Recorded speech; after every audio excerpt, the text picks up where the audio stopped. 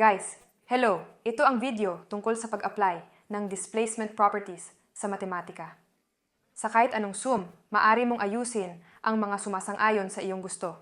Ito yung ibig sabihin ng, halimbawa, A plus B. Ito ay parehas lang sa B plus A. Pwede rin itong maaring A plus B plus C. At maaari mong ayusin ang A plus B plus C.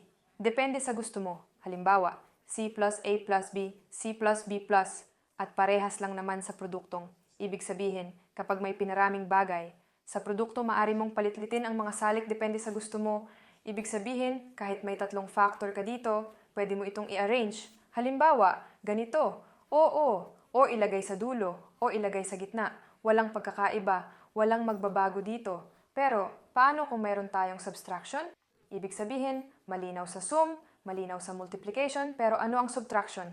Ang AB ay parehas sa A plus B, ibig sabihin, A plus B ay parehas sa B plus A. Halimbawa, ang pinaka-importanting bagay dito ay bigyang pansin ang tanda. Yun lang, kung hindi nawawala ang sign, then pwede mo silang i-arrange kung ano ang gusto mo. Tingnan natin ngayon sa mga tiyak na, halimbawa, ang halaga na ito ay katumbas ng halaga na ito o hindi. Ang pagpaparami na ito ay katumbas ng pagpaparami na ito at iba pa. So, 147 plus 35, meron tayo dito, 147, lahat ng may plus sign, both there and there, with a plus sign, at dito at doon, 35 din may sign. Ibig sabihin tama, ibig sabihin pareho lang. Ngayon, multiplication. Meron tayo 15 dito din 15, dito lang sa umpisa, dito lang sa dulo. Pero alam natin, kapag permute natin ang factors, ang terms, wala tayong binago. Tapos 25 may plus sign. Lahat ay magkapareho. So yeah, ito rin ay ganap na totoo.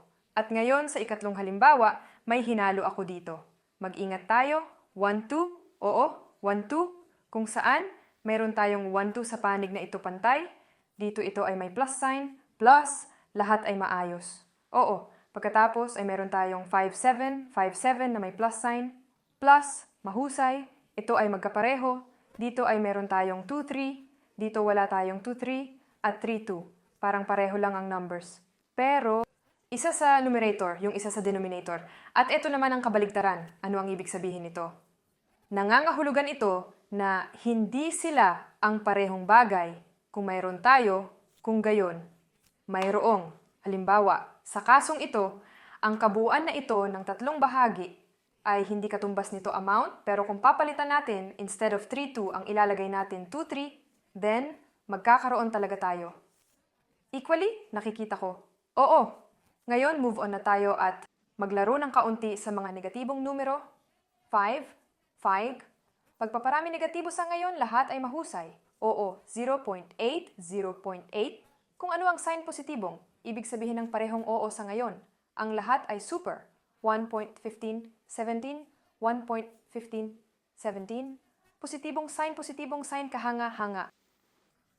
Sa makatuwid, ang lahat ay tama dito, tulad ng isang komplikadong produkto ng tatlong mga kadahilanan, ngunit nakikita namin na ito ay, halimbawa, kapag maaari nating ilapat ang ikatlong panuntunan na ito. Ang 53 ay isang positibong numero. At dito rin natin nakikita ang isang positibong plus. Dito meron tayong isang positibong. Merong 180 sa amin. Ito ay napakahalaga, isang minus. At dito rin kami ay may ito minus. Inilipat lang namin sila. Ilagay ang 180 forward. Ngunit ganun din, dahil ang reshuffle ang halaga ng kabuuan ay hindi nagbabago. Ibig sabihin, ito ay pareho. 2.3 plus 5.2. Kaya sabihin natin, tingnan natin, 2.3. Hanapin ito mula sa kabilang panig, pantay-pantay. Talagang 2.3 positibo. Positibo lahat ay super. Narito kami ay may 5.2 na may plus sign. Ito ay mahalaga. Plus. At dito may minus sign. Kaya hindi pareho ang bagay. Walang hindi, kaya hindi pareho.